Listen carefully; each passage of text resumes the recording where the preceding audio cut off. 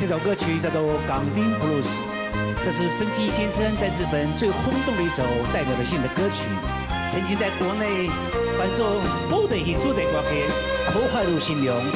邓丽君、特蕾莎天小姐，谁来愛我？今天特別請到原主唱人森吉モルシチさん、港町ブルース。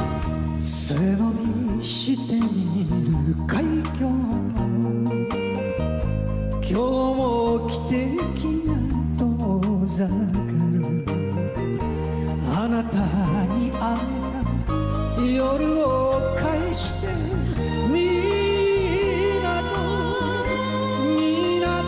函館鳥やめ流す涙で割る酒は騙した男の味がする。あなたの影を引きずりながら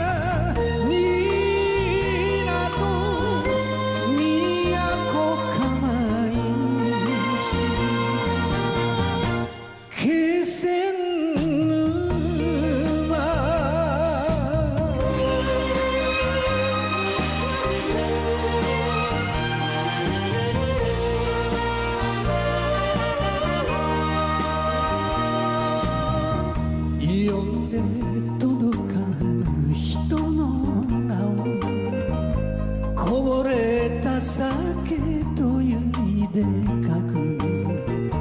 海に涙口ばかり港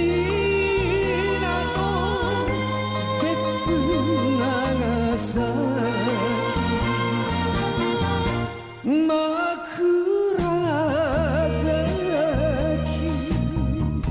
女心の残り火は燃えて身を焼く桜島。